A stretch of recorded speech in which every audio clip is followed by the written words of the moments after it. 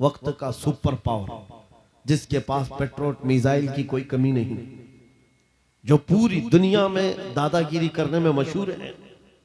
America से लेकर Europe और न जाने कितने ममालिक एक साथ खड़े हैं।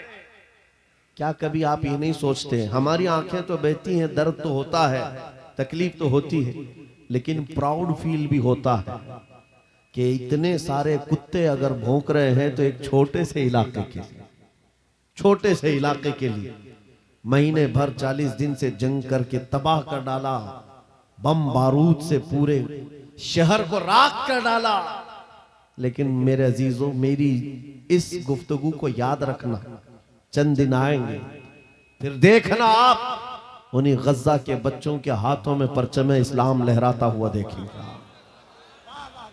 और उन जालिमों के आंखों से आंखें मिलाकर बात करने वाले जवानों को पूरी दुनिया आलोचना कर रही है, तनकीद कर रही है, ये बच्चों के कातिल हैं। एक नुक्ते की बात अर्ज कर रहा हूं, हॉस्पिटल पर बम गिरा देते हैं। आपको पता है फिलिस्तीन में अभी तकरीबन 8000 बच्चे मारे गए, जिनकी उम्र 6 महीने, साल भर, 2 साल, 4 साल, 5 साल। बच्चों को कोई भी निजाम से ताल्लुक रखने वाला हो, रहम की नजर से देखता, किसी भी धर्म वाला हो, लेकिन ये जालिम क्यों बच्चों को मार रहे हैं पता है? वजह सिर्फ ये है, वो खौफ सता रहा है जो इकबाल ने 100 साल पहले कहा था, सुना है कुदसियों से मैंने कि वो शेर फिर होशियार होगा। इकबाल ने कहा था, सुना है कुदसियों से मैंने कि वो शेर फिर होशियार होगा। कौन सा शेर? निकल करके सहरा से जिसने उलट दिया था तख्ते रोमा को, क्या बात है, वाह वाह वाह, वो शेर फिर होशियार होगा। ये इजराइली वही काम कर रहे हैं जो इनके बाप दादा फिरौनी ताकत किया करते थे। फिरौन को नुजूमियों ने बताया था कि एक बच्चा पैदा होगा जो तेरी सल्तनत को हिलाक कर देगा, और इस खौफ से उसने 1 साल के अंदर 12,000 बच्चों को कत्ल कर डाला था। नुजूमियों ने बताया था फिरौन के ख्वाब की ताबीर में 12,000 बच्चों को कत्ल कर डाला, लेकिन जो बच्चा इसकी सल्तनत को हिलाक करने वाला था वो मूसा अलैहिस्सलाम थे। पैदा भी हुए हैं और फिरौन के घर में ही अल्लाह ने उनको पाला। आपको पता है, तफसीर उठा करके देख लें, जब हजरत मूसा अलैहिस्सलाम की माँ, उनकी विलादत का वक्त करीब आया तो तहखाने में गई, बेटा पैदा हुआ। हालात ऐसे थे कि फिरौन जो भी बच्चा पैदा होता ज़बह कर देता था। कुरान में आया, युज़ब्बिहूना अब्नाअहुम व यस्तहयूना निसाअहुम, लड़की पैदा होती तो जिंदा छोड़ देते थे, बेटा पैदा होता तो ज़बह कर देते थे। अब मूसा अलैहिस्सलाम जब पैदा हुए तो क्या किया?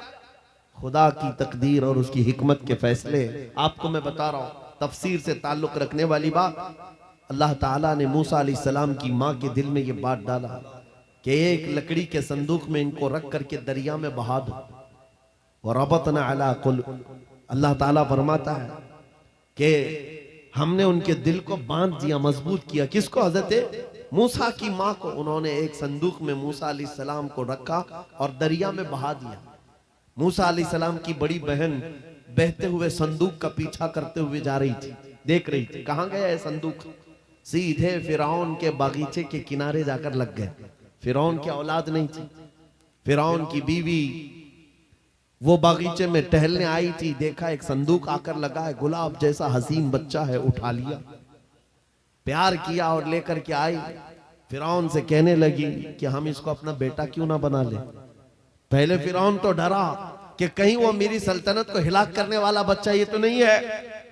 बीवी ने कहा, कैसी बात करते हो, ये तो दरिया से बह कर के आया है, तुम्हें पता नहीं मौला कहां से बहाकर तुम्हारी हिलाकत को लाए। तुम्हारी हिलाकत कहां से आएगी तुम्हें अंदाजा भी नहीं है। सुनो मेरी बात को। फिरौन ने बीवी की बात मान ली। मूसा अलैहिस्सलाम की परवरिश फिरौन के घर में हो रही है, फिरौन के घर में, और वो भी किस शान से। मूसा अलैहिस्सलाम पैदाइशी बच्चे हैं, दूध पिलाने की बात आई तो किसी दाया का दूध आप पकड़ते नहीं।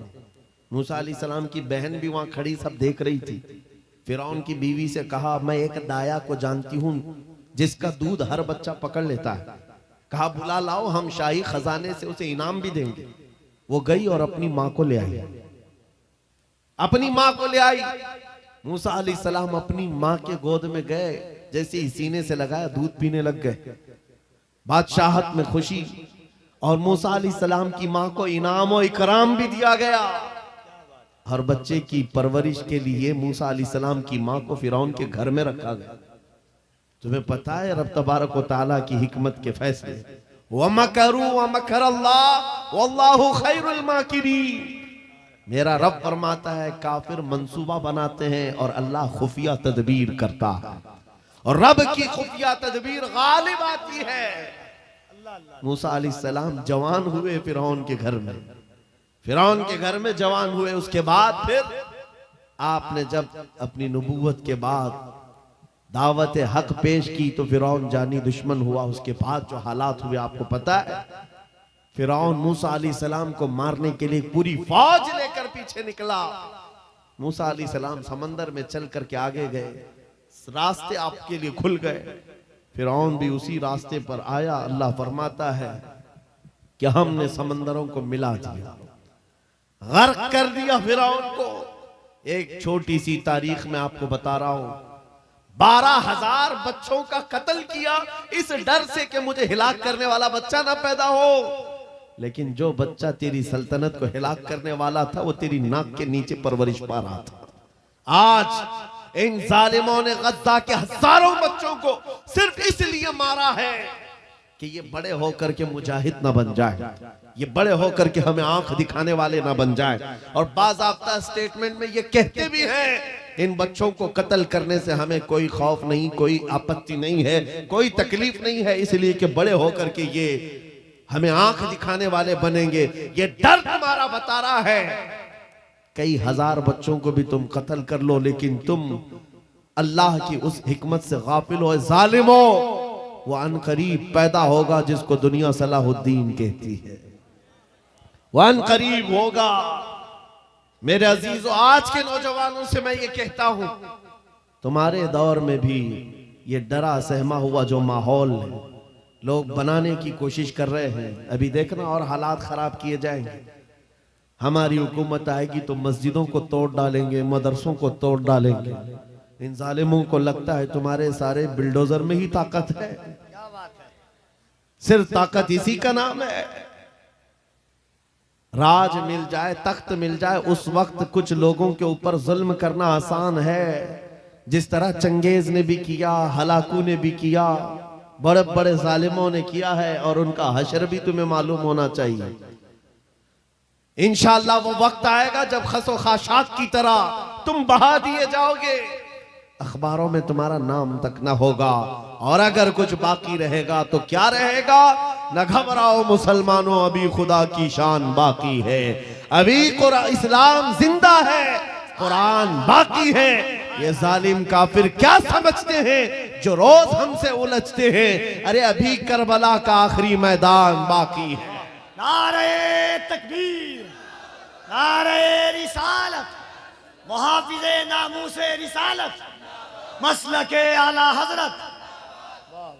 नौजवानों, इस यकीन और के साथ और ईमान के साथ अपनी जिंदगी को आगे बढ़ाओ। खुदारा मैं तुमसे कहता हूं, अगले दिनों के बाद जब तुम्हारे इम्तिहान का वक्त आएगा, हर उस्ताद अपने बच्चे को इम्तिहान की तैयारी करा रहा होता है।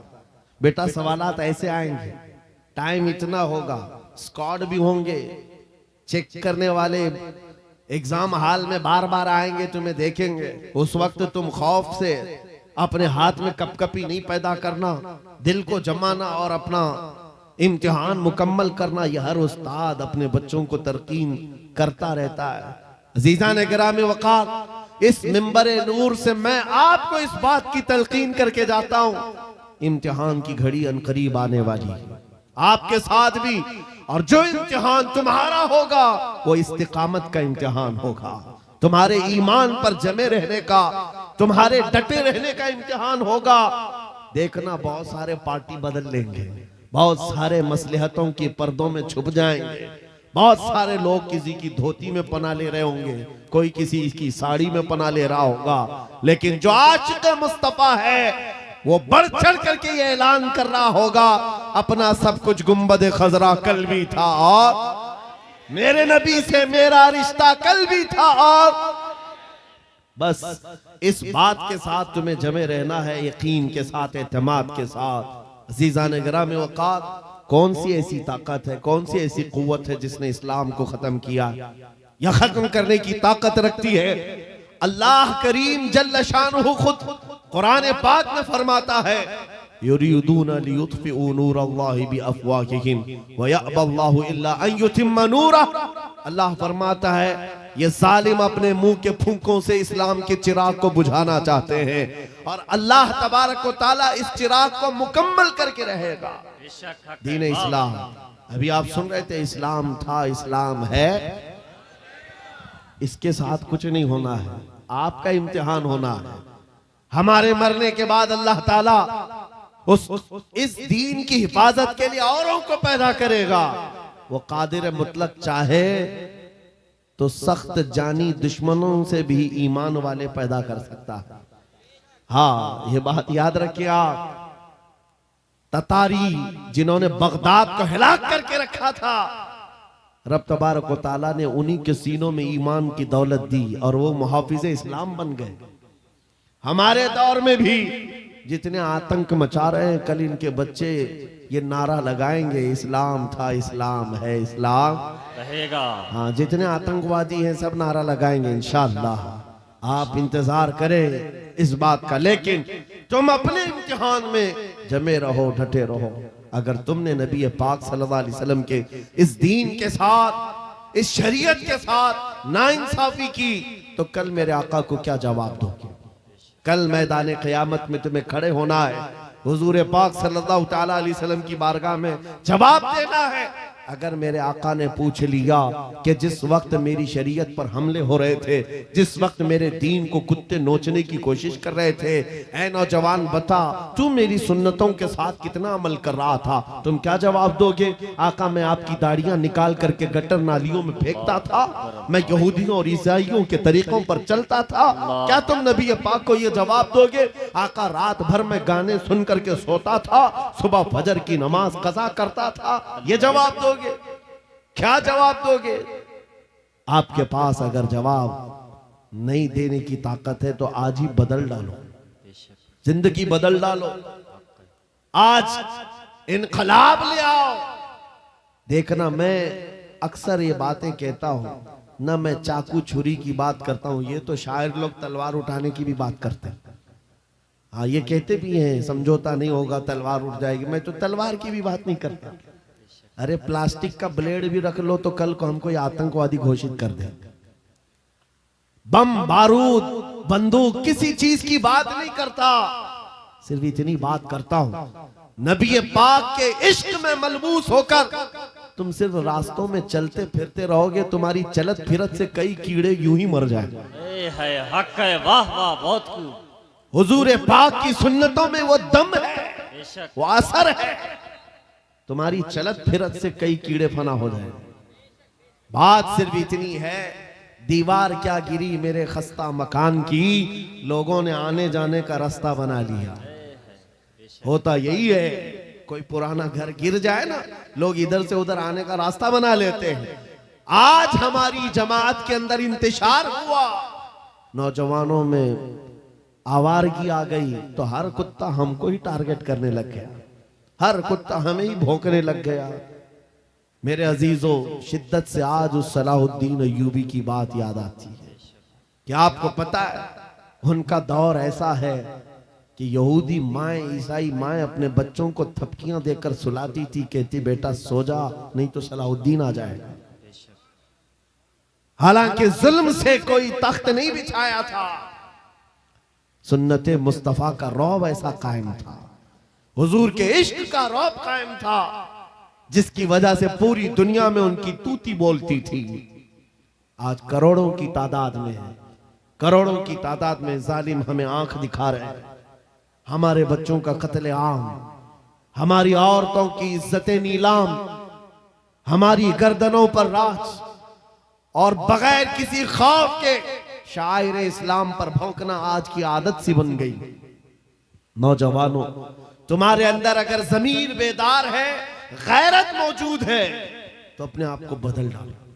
जवाब देने का एक वक्त आएगा, इंशाअल्लाह वक्त आएगा जवाब देने का। लेकिन पहले मैं आपसे सिर्फ इतनी इल्तिमास करता हूं कि अपने आप को बदल लो।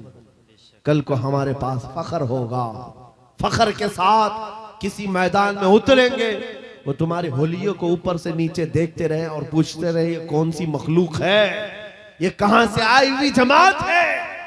तो हम सीना तान करके कहेंगे ये मोहम्मद अरबी के शेरों की जमात है। वक्त है। आज क्या हम दिखाएं लोगों को? गुटखा खाने वाले लोग दिखाएंगे। अल्लाह अकबर, अल्लाह अकबर। हम नौजवानों को बालियां पहने हुए, हाथों में चूड़ियां पहने हुए, चोटियां डाले हुए, जीन्स फटी हुई अल्लाह अल्लाह। और बालों में दाढ़ियों में डिजाइन किए हुए ये नौजवान ला करके हम खड़ा करेंगे। मेरे अजीजों, दुनिया के ऊपर अगर हैबत तारी होती है तो सिर्फ आशिकाने मुस्तफा से होती है, हुजूर के गुलामों से होती है। आज से 3 साल पहले पैरों से माजूर एक खादिम हुसैन ललकारता था, है हक है। वाह व्हील वाह। चेयर पर बैठ करके ललकारता था। अरे सफेद दाढ़ी हो चुकी, उम्र काफी है, सफेद दाढ़ी, पैरों में माजूरी, लेकिन पूरी दुनिया में ऐसी हैबत तारी कि यूरोप की जमीन भी हिलती नजर आए। हॉलैंड की पार्लियामेंट में बाज़ाब्ता उनको लेकर कहा जाए ये आदमी मोस्ट डेंजरस है, बहुत ज्यादा डेंजर है। हम सोचते हैं ये तो पैरों से माजूर सफेद दाढ़ी वाला व्हील चेयर पर बैठा हुआ तुम्हारे लिए कैसे डेंजर हो गया? तुम्हारे पास तो बहुत बड़े बड़े मिसाइल, एटम बम है, सब कुछ है। पता ये चला कि रब तबारक व तआला जो हैबत डालता है वो आशिक मुस्तफा की हैबत डालता है। हक है। नबी पाक की सुन्नतों पर आमिल। या रसूल अल्लाह, या रसूल अल्लाह।